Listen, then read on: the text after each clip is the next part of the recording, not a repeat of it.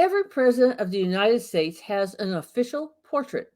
It's made either while they are in office or sometime thereafter. Most of the time, but not all of the time, these portraits are oil paintings. It is important to remember that the United States is older than photography, but that just makes it all the more remarkable to look at the earliest presidential photographs that we have, or at least the earliest that I could find. Most of the photographs used in this video are daguerreotypes, a very early form of photography, and they were all taken by 1865. Let's get started.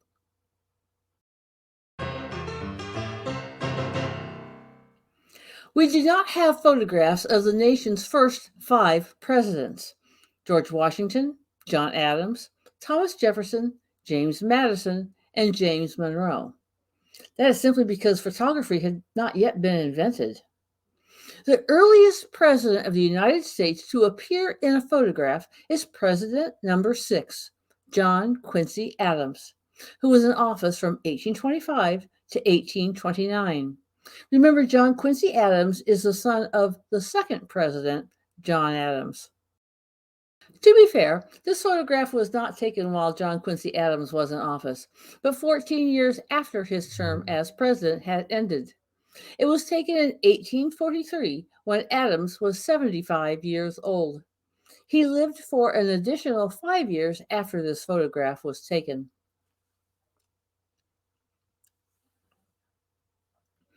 President number 7 was Andrew Jackson, who was in office from 1829 to 1837. This photograph wasn't taken while he was in office either. It first appeared in print in 1845 as an illustration in the monthly periodical called the United States Magazine and Democratic Review. Jackson would have been 78 years old at the time of this photograph and died shortly thereafter. President number 8 was Martin Van Buren, who was in office from 1837 to 1841. Unlike the other photographs in this video, this one is a salt paper print rather than a daguerreotype.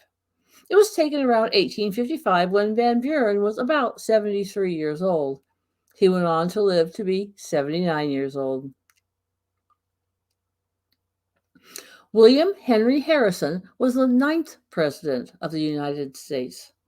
He was inaugurated in 1841 and served for just 31 days before a sudden illness took his life. He was 68 years old at the time and was the first president to die while in office.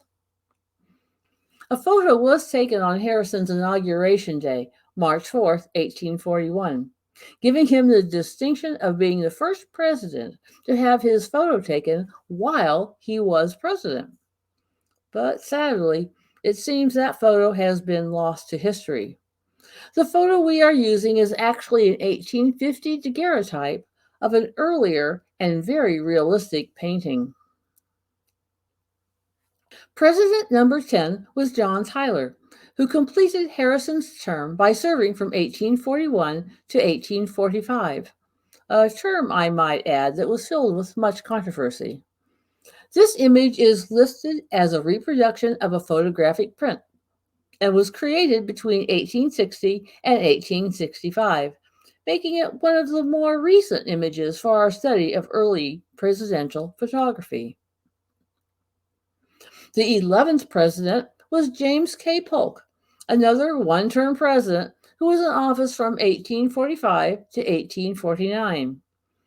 This daguerreotype was taken by Matthew Brady on February 14, 1849. Polk's will was dated February 28, 1849, just days before the end of his presidency. He died of cholera about 3.5 months after leaving office. Although William Harrison had the shortest presidency, James Polk had the shortest retirement. Zachary Taylor was the 12th president. He was in office from 1849 until his death at age 65 from an intestinal disorder in 1850. This portrait is another daguerreotype that's attributed to Matthew Brady's studio and may or may not have been taken by Brady himself. The photo dates from the early to mid 1840s. Taylor was the last president to own slaves while in office. Another image attributed to the studio of Matthew Brady is his 1849 daguerreotype of President Zachary Taylor and his cabinet.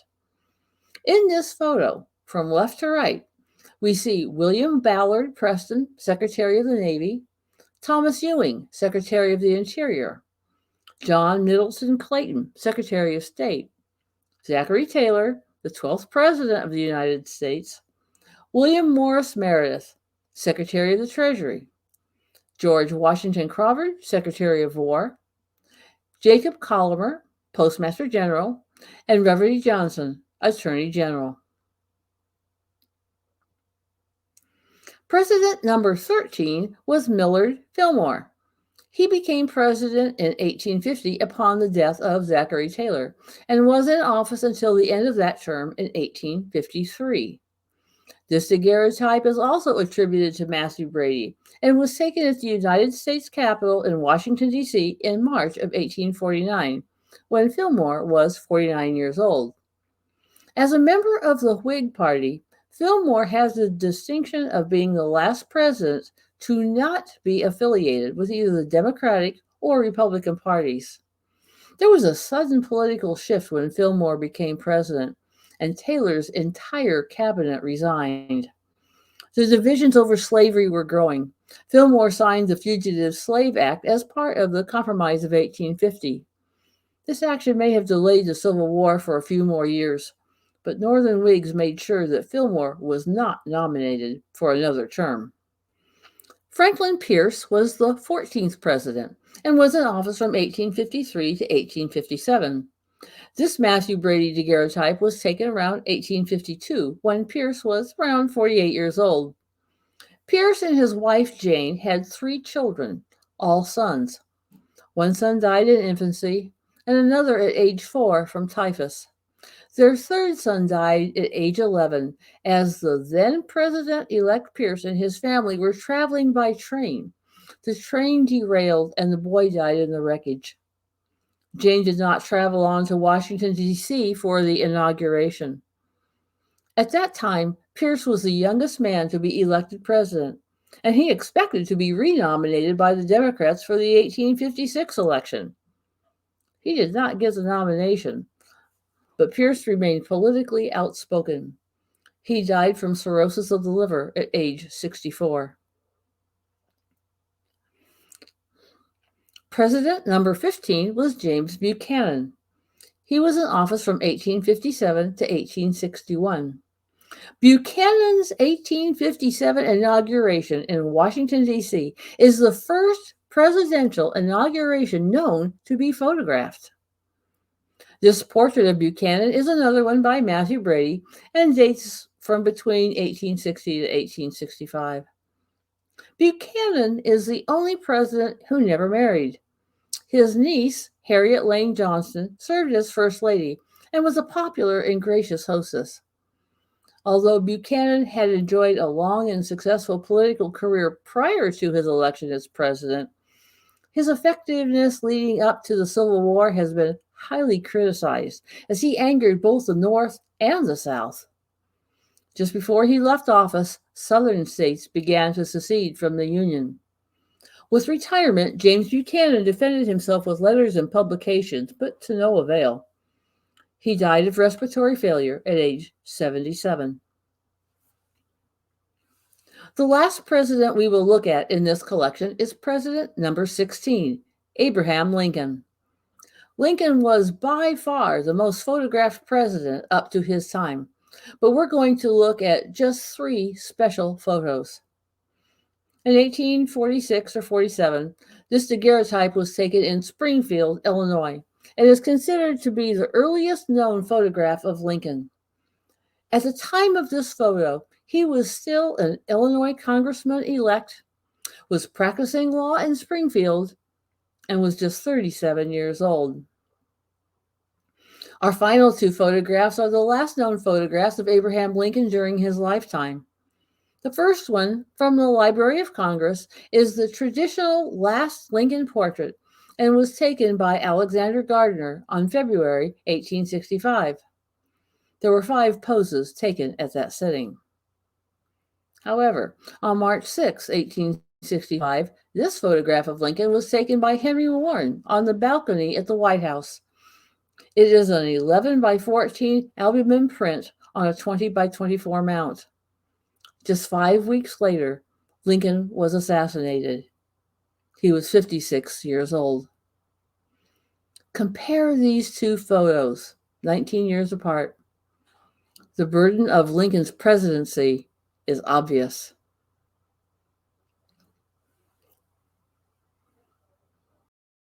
By the time of Lincoln, the art of photography had grown well past its infancy and was far more refined. As interesting and informative as these old photographs are, it's important for us to remember that we learn from the past, but we do not live there. Go be awesome today. Make your own history. Bye for now.